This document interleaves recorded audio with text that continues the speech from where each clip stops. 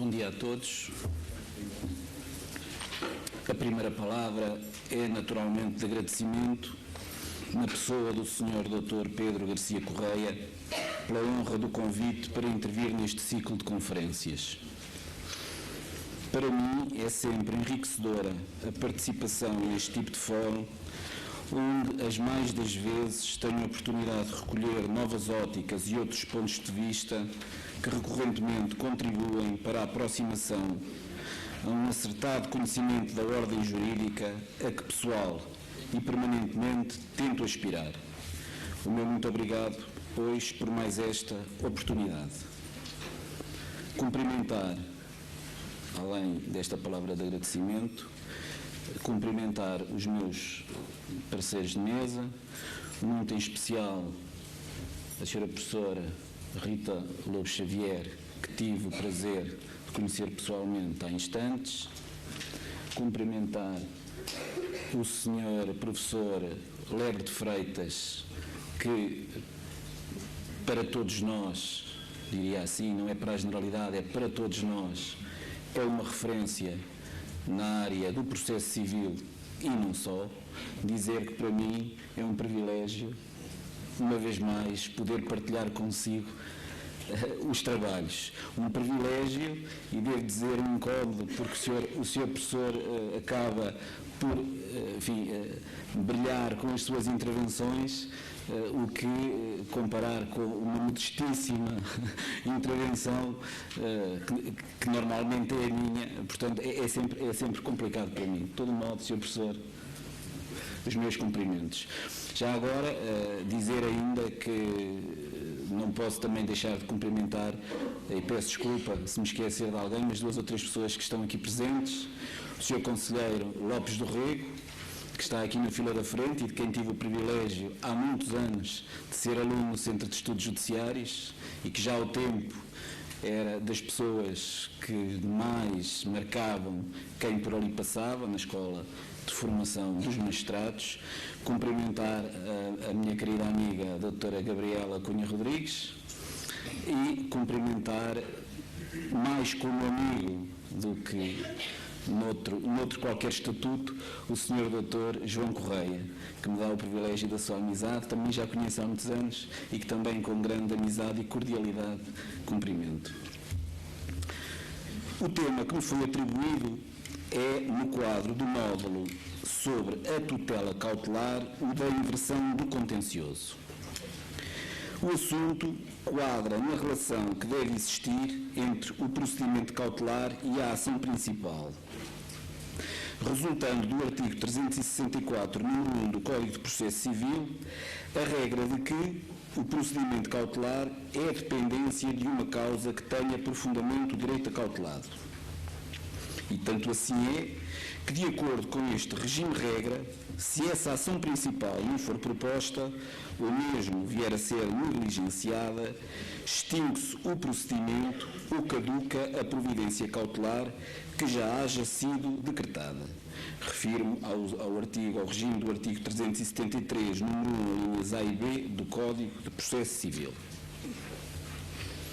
A esta regra abre um novo Código de Processo Civil, a exceção de que, em certos casos, o juiz possa exatamente dispensar o requerente do ónus de propositura da ação principal.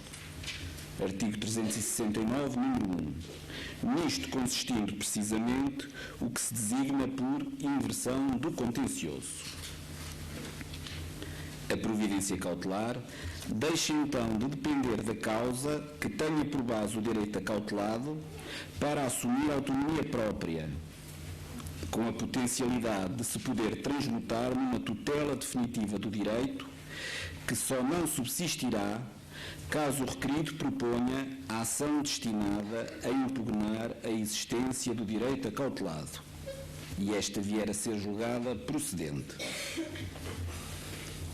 É, portanto, um novo modelo, um novo sistema de tutela, cuja gênese podemos encontrar na ordem jurídica civilística em reflexões acerca da necessidade de uma alternativa para os casos em que uma vez definida a proteção cautelar do direito substantivo, se vislumbrava meramente repetitiva a existência de uma subsequente ação comum.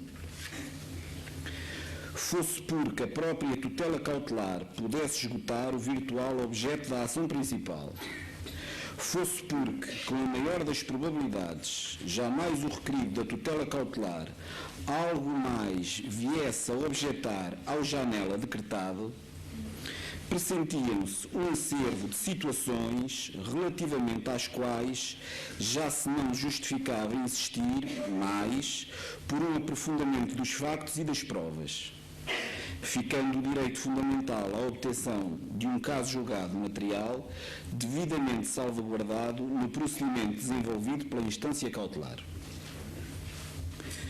Na ordem jurídica civil, apenas nesta, ou refiro-me apenas a esta, ensaiaram soluções para fazer face a esta aparente perplexidade, uma das quais, já revogada, no regime processual civil experimental, aprovado pelo Decreto-Lei nº 108/2006, de 8 de junho, e aplicável em alguns tribunais do país, onde, a pretexto dos procedimentos cautelares, se estabelecia que, sempre que a eles fossem trazidos os elementos necessários à resolução definitiva do caso, pudesse o Tribunal, ouvidas as partes, antecipar o juízo sobre a causa principal. E outra,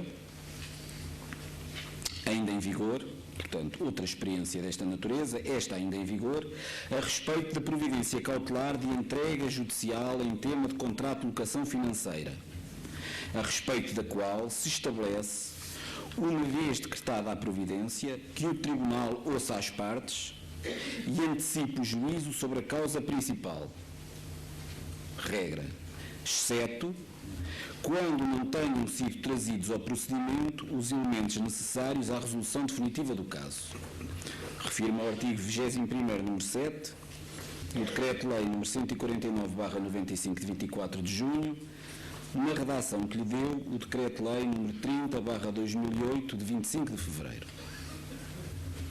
Em qualquer destas duas hipóteses, do que se trata, ou do que se tratava no caso do processo experimental, é de o Tribunal afirmar logo a tutela definitiva do direito, constituindo um caso julgado material.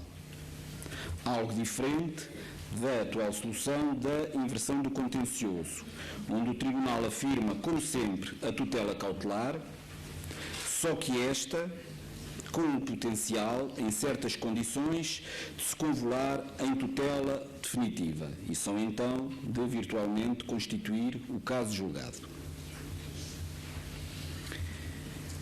A possibilidade da composição definitiva do litígio sem recurso a uma ação principal constitui o traço comum que se pretende salvaguardar. Em qualquer dos casos, essa vocação será própria, ao menos em princípio, apenas das providências cautelares de natureza antecipatória e, não tanto, segundo creio, daquelas de natureza conservatória. Ou seja, creio que este regime que dispensa a ação principal e que se traduz na inversão do contencioso estará mais adequado, mais ajustado às providências de natureza antecipatória, que antecipam o efeito da ação principal, não tanto nas natureza conservatória, no meu caso do resto do arrolamento a que me referirei adiante. É o que transparece, na minha opinião, do artigo 376, número 4 do Código de Processo Civil, de onde resulta que das providências nominadas, a inversão do contencioso só pode operar na restituição provisória da posse, na suspensão de liberações sociais, nos alimentos provisórios, no embargo de obra nova e das providências previstas em legislação avulsa apenas naquelas cuja natureza permita realizar a composição definitiva. E a respeito destas últimas, uma primeira dúvida se pode colocar. Portanto, daquelas previstas em legislação avulsa que permitem realizar a composição definitiva. É que exemplo impressivo dessas providências é exatamente a providência cautelar de entrega judicial em tema de cessação do contrato de locação financeira. a que me referi. Todavia, para esta hipótese, já a lei, em fevereiro de 2008, encontrou uma solução, como disse, de antecipação do juízo sobre a causa principal, o tal artigo 21º, número 7, do Decreto-Lei de 95. Ora, significará o Instituto da Inversão do Contencioso, agora trazido pelo novo Código de Processo Civil e aprovado pela Lei 41/2013, de 26 de junho, a revogação tácita da possibilidade daquela antecipação, obtendo-se dispensa da ação principal, agora por via da inversão do contencioso? Ou seja, pode suscitar a dúvida se o novo regime do Código de Processo terá revogado o regime que também dispensava a ação principal da locação financeira. A resposta, apesar de tudo, afigura-se negativa, em face da situação de especialidade que caracteriza as normas da locação financeira. Quer dizer, tendo a lei estabelecido uma opção própria que ajusta às especificidades daquela providência cautelar nominada e não exprimindo nem inequívoca intenção de a remover, parece dever continuar a subsistir essa sua particularidade. Ou seja, creio que se mantém o regime da alocação financeira, também com dispensa da causa principal e com antecipação do juízo final de mérito, à margem e a par da inversão do contencioso para outras hipóteses em que seja aplicável. Mas, no caso da alocação financeira, mantém-se o regime do diploma que lhe é próprio. A inversão do contencioso traduz-se numa decisão do juiz cautelar que dispensa o requerente do ónus de propositura da ação principal. Esta decisão, que do meu ponto de vista é discricionária, está dependente nos termos do artigo 369, número 1, de algumas condições sem as quais não opera. Em primeiro lugar, a condição de que a natureza da providência decretada seja adequada a realizar a composição definitiva do litígio. Não me parece claro, como aliás já fui dizendo, que, por exemplo, uma providência de arresto que consiste em apreensão judicial de bens do devedor como um ato de conservação da garantia patrimonial do crédito seja ou possa estar vocacionada a realizar os objetivos visados pela sentença obtida na ação principal de cumprimento do crédito. E o mesmo se pode dizer, ou coisa semelhante, se pode dizer, por exemplo, a respeito do arrolamento. Creio que nestas hipóteses está arredada a inversão do contencioso. A este respeito ainda, uma perplexidade, que é minha, que não sei se está correta, porque tudo aquilo que vos estou a dizer resulta de reflexões estritamente e meramente pessoais. E a perplexidade é esta. E será a providência de suspensão de deliberação social ajustada à pretendida composição definitiva? É que nesta é inequívoca a admissibilidade da inversão do contencioso. Está no artigo 376, número 4, e no artigo 382, não há dúvida. Vejamos. Mediante a providência, esta, visa-se obter a suspensão da execução da deliberação que foi tomada à revelia da lei, dos estatutos ou do contrato. Já a causa principal consistirá as mais das vezes numa ação de nulidade ou de anulação de deliberações sociais, como aliás é expresso não só do Código das Sociedades, mas também do artigo 382.2 do Código de Processo. Ora, se o juiz cautelar se limita a suspender a execução da deliberação, como pode esta providência consolidar-se como composição definitiva do litígio? Esta refletida em qualquer uma daquelas vias principais de invalidade, declaração de nulidade ou de anulação. Mas não há dúvida que a inversão do contencioso opera aqui. Portanto, a resposta, a meu ver, não pode deixar de ser a de que, em tais hipóteses, o juiz que queira inverter o contencioso terá de, ademais de suspender a deliberação, ainda decretar o vício que a inquina e que conduz à sua nulidade ou à declaração da sua anulação, pois só assim essa decisão é passível de poder constituir uma composição definitiva do litígio que está imanente. Em segundo lugar, ou segunda condição, a decisão que inverte o contencioso depende de requerimento do requerente. Este pode, em qualquer caso, suscitar a pretensão até ao encerramento da audiência final, diz o artigo 369, número 2 do Código de Processo, podendo, portanto, fazê-lo logo na petição ou, mais tarde, em requerimento autónomo. Neste caso, porém, e segundo creio, pese o teor legal, segundo creio, caso o faça em requerimento autónomo posteriormente, apenas até ao momento imediatamente anterior ao do proferimento escrito da decisão a que se refere o artigo 295 do Código, a decisão final. Pois se a inversão do contencioso é contemporânea da decisão que decreta a tutela cautelar, o requerimento para a inversão do contencioso tem que ser anterior à própria decisão. Creio que é a lógica das coisas. Mas a lei fala até o encerramento da audiência final, portanto tem que haver este ajustamento. O contraditório sobre o assunto está salvaguardado, ora no articulado da oposição, ora também em requerimento autónomo de resposta. Este a apresentar, a meu ver, no prazo geral de 10 dias. Portanto, o contraditório não tem aqui exceção. Artigo 3º, número 3. Em 10 dias, mesmo no caso de haver autonomia de requerimento.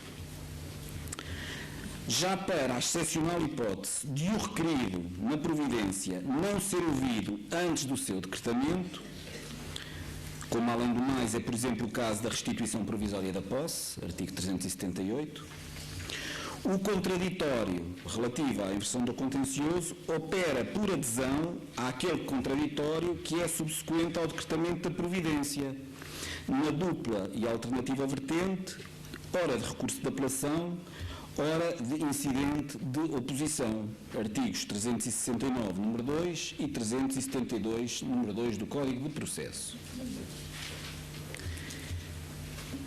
Em qualquer das situações, de contraditório prévio ou de contraditório subsequente, há de haver, a respeito da inversão, razões de facto, meios de prova e razões de direito a discutir e a avaliar para a decretar ou para a denegar a inversão do contencioso. Portanto, há aqui uma autonomia de razões de facto, razões de direito e de meios de prova. O decretamento ou denegação da inversão tem lugar na decisão que decreta a providência, sendo irrecorrível a decisão que a indefira, artigo 370, número 1. Irrecorribilidade que, a meu ver, mas posso estar enganado, é incongruente com a recorribilidade da decisão que a indefira e seja proferido ou seja proferida no termo do incidente da oposição ao procedimento decretado sem citação prévia, a que se refere o artigo 372, número 3 do Código de Processo Civil. Ou seja, se lerem o artigo 372, número 3 do Código de Processo Civil, verificam que o juiz que depois da oposição revogue e, portanto, indefira a inversão do contencioso, o juiz que assim faça pode ver a sua decisão passível de recurso. Todavia, no caso de haver citação inicial do requerido e o juiz, depois do contraditório, indeferir a inversão, aí diz o artigo 370, número 1, a decisão já é irrecorrível, portanto, impassível de recurso. Parece-me haver aqui alguma incongruência. A decisão que decreta a inversão já é recorrível, embora o seja por adesão ao recurso da decisão sobre a providência requerida, artigo 370, número 1, e, em regra, sem possibilidade de revista para o Supremo Tribunal de Justiça, artigo 370, número 2. Por fim, em terceiro lugar, é condição da inversão do contencioso que a matéria adquirida no procedimento permita ao juiz formar a convicção segura acerca da existência do direito acautelado. É uma condição substancial que terá de ser densificada e a que principalmente potencia a garantia de uma justa e definitiva composição do litígio sobre o assunto em discussão, à margem da existência da ação comum ou principal. Ora, que pode no concreto significar esta convicção segura? Creio que em muito se jogam aqui os patamares de probabilidades que são inerentes à avaliação das provas e ao apuramento dos factos. A lei distingue nos seus próprios termos. Em termos estritamente cautelares, diz a lei que a prova é sempre sumária e, na mesma medida, portanto, se há de sustentar a convicção do julgador. Artigo 365, número 1. Em matéria de ação comum, a lei fala em apreciação livre das provas segundo uma prudente convicção. Hoje o artigo 607, número 5. Em tema de inversão do contencioso, a exigência é da existência da tal convicção segura acerca da existência do direito. Artigo 369, 1. Onde é que quadra esta convicção segura? Creio que a inversão há de supor um nível de convencimento superior ao meramente cautelar e assemelhado, ou pelo menos próximo, ao nível de convencimento da ação principal. Quando a prova produzida seja estritamente sumária, embora seja suficiente para sustentar o deferimento da providência cautelar, não se vê como poder falar de convicção segura acerca da existência do direito. É verdade que a natureza urgente do procedimento cautelar lhe impõe certo tipo de limitações. Por exemplo, o número de testemunhas é mais reduzido. Um quadro de maiores garantias, de maior exaustividade e de maior aprofundamento, quer dizer, em quadro de uma ação principal, que é sempre salvaguardada em contexto contencioso invertido. O equilíbrio há de ser ponderado no jogo do ônus da prova entre um convencimento consistente do lado de quem com ele está honorado, superior à mera prova sumária, e uma dúvida razoável que suscita aquele contra quem esse ónus se visa fazer valer. Reunidas as três condições, o juiz decidirá em seu critério, não está vinculado a deferir, sobre se inverte ou não o contencioso, decidindo definitivamente se o não inverter, e nesse caso subsistindo a regra geral da dependência da causa principal, ou podendo ver a sua decisão substituída por um tribunal superior, se o houver feito fora das condições legalmente estabelecidas. Se transitar em julgado a decisão que haja decretado a providência cautelar e invertido o contencioso, fica a persistir um potencial caso julgado material em condições de compor definitivamente o litígio, à semelhança do que aconteceria no domínio da causa comum a principal. Forma-se um caso julgado final de natureza cautelar e um caso julgado provisório, digamos assim, de forma pouco rigorosa, de natureza definitiva. Quer dizer, o que verdadeiramente transita em julgado é a decisão cautelar e a anexa que inverte o contencioso, gerando ainda uma espécie de sentença final definitiva sobre a matéria da causa, com a virtualidade de também ela vir a constituir caso julgado material. Ao mesmo tempo, desencadeia-se o efeito processual consistente na notificação do requerido, com a advertência de que, querendo, deve intentar a ação destinada a impugnar a existência do direito já acautelado nos 30 dias subsequentes à notificação, exatamente com a culminação de, não o fazendo, a providência decretada se consolidar como composição definitiva. Artigo 371, número 1. O significado neste derradeiro caso, ou seja, de não haver impugnação, de não haver ação pelo requerido, portanto, o significado é o de que o caso julgado material definitivo que existia em potência se transmuta ou se transforma em caso julgado material definitivo com efetividade, tornando-se em decisão final assimilável à da causa principal. O requerido contra quem o contencioso foi declarado invertido pode então optar por propor ou não a ação impugnatória, que expressivamente a epígrafe do artigo 371 também designa por ação principal. Se o fizer, e enquanto ela pender, persiste o caso julgado cautelar, até que transite em julgado a decisão final que nela seja produzida, que, se for de procedência, importará a caducidade da providência decretada, artigo 371.3. Se for de improcedência, acarretará a tal consolidação da composição definitiva. Semelhante consolidação, como decisão definitiva, ocorre ainda numa outra hipótese, que é se o requerido negligenciar o impulso da ação impugnatória ou se nela absolvido da instância ou requerente, o requerido não propuser outra a tempo de aproveitar os efeitos da propositura da primeira. É o regime do artigo 371, número 2. Questão curiosa neste particular é a da articulação do sistema da inversão com a hipótese em que o procedimento cautelar é instaurado como incidente de uma causa principal previamente interposta. Aparentemente, a inversão do contencioso parece permitir operar também neste caso. É o que se presente, o que parece resultar do artigo 364, número 1. Portanto, estou a pensar naqueles casos em que a ação principal já do autor contra o réu e depois o autor como requerido, já na pendência da causa, vem a suscitar a previdência cautelar. Que aconteceria, porém, a ação principal interposta pelo requerente, no contexto da qual fosse decretada a providência cautelar e invertido o contencioso?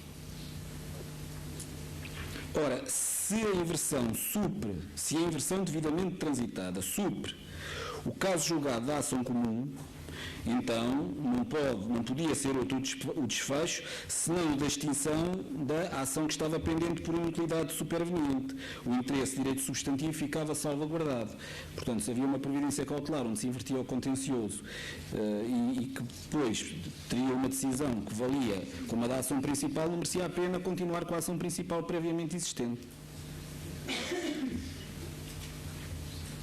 Note-se, porém, que, no mesmo quadro, portanto, nesta situação, passava a abrir-se ao requerido a oportunidade de propor a ação impugnatória, faculdade que lhe não podia ser limitada, com a óbvia consequência do virtual ressurgimento de uma ação comum, que, embora de sentido oposto na ótica subjetiva da instância, porque o requerente passava a ser réu e o requerido autor, materialmente essa ação impugnatória discutiria o essencial dos mesmos temas de facto e de direito que a pendente extinta vinha já antes tratando e discutindo.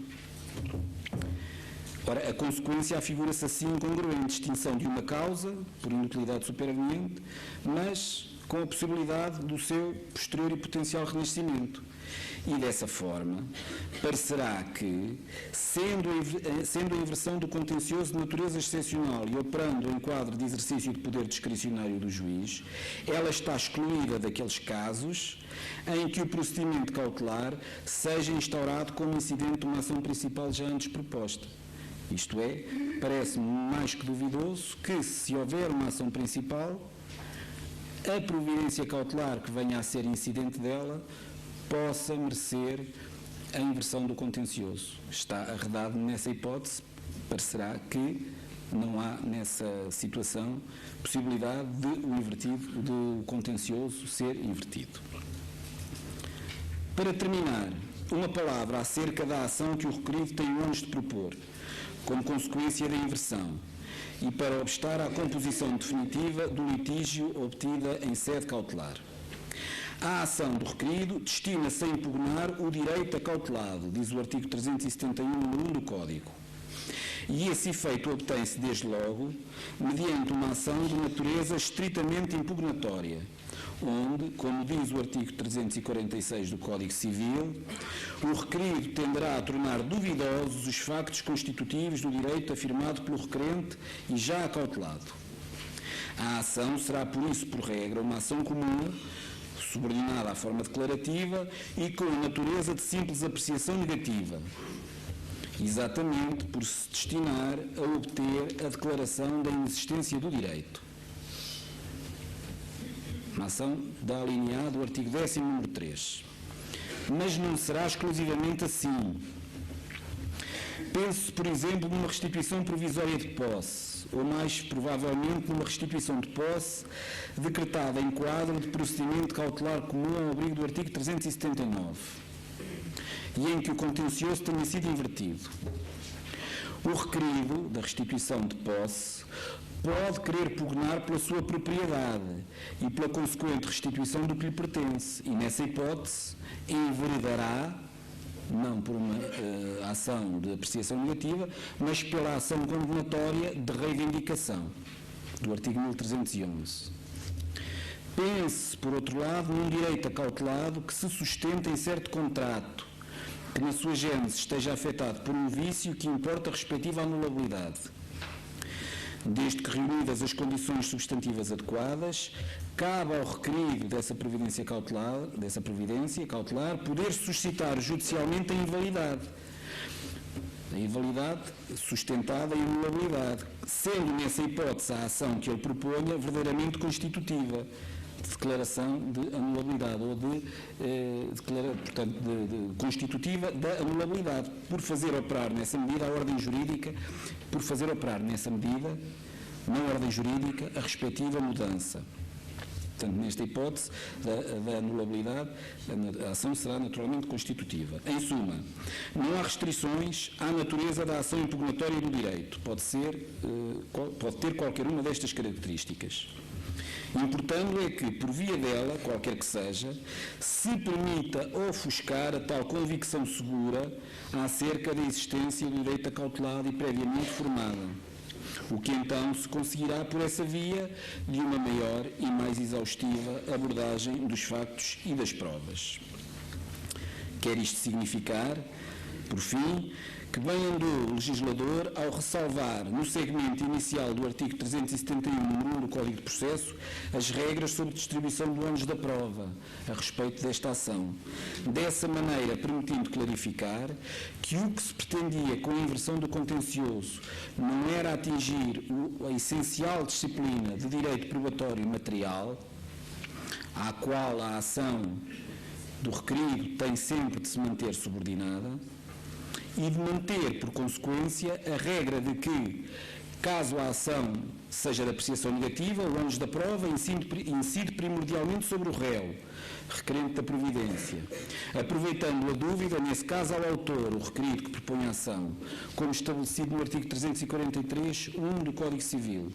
Mas já nos demais casos, o ônus primordial incidirá sobre o autor na medida em que lhe incumba demonstrar a existência de um direito incompatível com o que foi acautelado e primitivamente indiciado na instância cautelar, ao réu incumbindo, neste último caso, para lá da tarefa impugnatória da sua contraprova, apenas a prova das exceções perentórias, sustentada nos factos impeditivos, modificativos ou extintivos do dito direito, tudo de acordo com as regras gerais da distribuição do ônus da prova, artigos 342 e seguintes do Código Civil. E por aqui me fico. Muito obrigado pela vossa atenção.